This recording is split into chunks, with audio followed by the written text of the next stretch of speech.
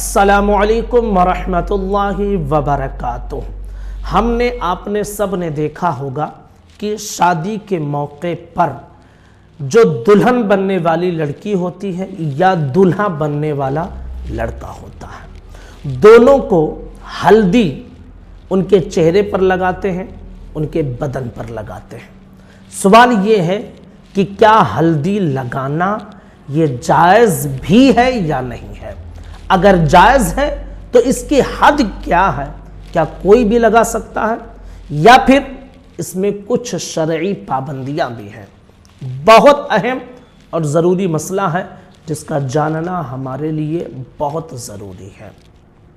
सबसे पहले लड़के के हवाले से आप ये समझ लीजिए कि लड़का हो तो उसको भी हल्दी लगाने में कोई हर्ज नहीं है। इससे बदन की बदबू दूर होती है और बदन पर या चेहरे पर जहाँ भी लगाया जाए निखार पैदा होता है, तो लगाने में किसी भी किस्म की कोई परेशानी नहीं है। मसला ये है कि लड़के को अगर हल्दी लगाई जा रही है तो लगाने वाले कौन हैं, क्या गैर महरम है या महरम है, महरम है या गैर महरम है, सत्र खुल रहा है या नहीं खुल रहा है।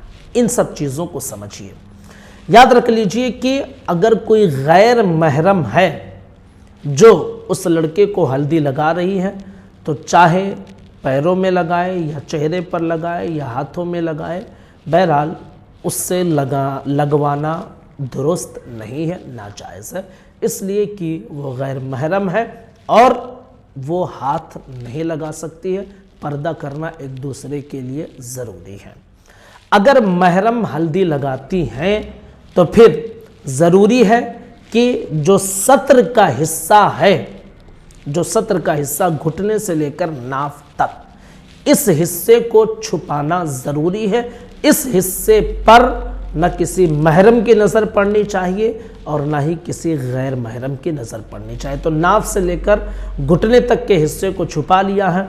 और महरम औरतें हैं जैसे कि माँ हैं, खाला हैं, बहन हैं, फूफी हैं, इन सब लोगों ने मिलकर अगर बदन के हिस्सों पर हल्दी लगाई है तो बिलाशुबा ये जायज़ है, इसलिए कि सत्र इसमें नहीं खुला है और जिन चीज़ों की शरई तौर पर पाबंदी होनी चाहिए उन चीज़ों की पाबंदी की गई है। तो ये था लड़कों के हवाले से।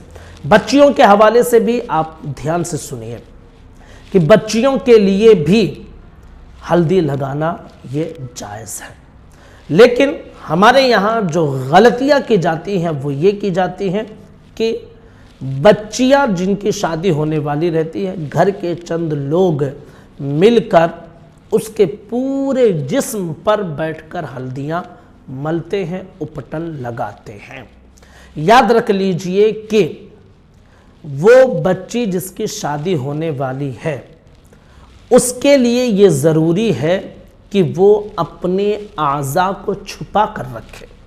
जी हाँ, ऐसा नहीं है कि घर जो है औरतें अगर सिर्फ घर में मौजूद है तो औरतों के सामने कोई औरत अपना पूरा लिबास उतार दे, नहीं, उसके सामने भी आपको अपने सत्र की हिफाजत करनी है।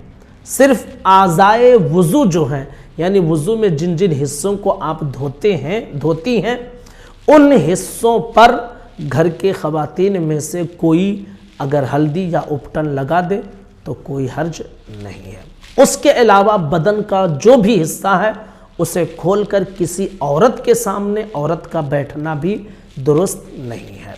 तो आज़ाए वुज़ू में जिन हिस्सों को धोया जाता है उसके अलावा बदन का जो भी हिस्सा है, अगर उन हिस्सों पर हल्दी या उपटन कोई होने वाली दुल्हन लगाना चाहती है तो वो अपने हाथों से मल ले और हरगिज़ किसी के सामने अपने जिस्म का पूरा लिबास ना उतारे, अगरचे वो औरतें ही क्यों ना हो, इसलिए कि जैसे मर्दों से पर्दा करना, सत्र की हिफाजत करना ज़रूरी है, ऐसे ही औरतों के लिए भी औरतों से सत्र की हिफाजत ज़रूरी है। तो ये था पूरे मसले की तफसील जो हमने आपके सामने वाज़ेह तौर पर पेश कर दी है। गुजारिश है कि इस क्लिप को शेयर करें और अगर अभी तक आपने हमारे चैनल को सब्सक्राइब ना किया हो تو ضرور کر لیجئے۔ السلام علیکم ورحمۃ اللہ وبرکاتہ۔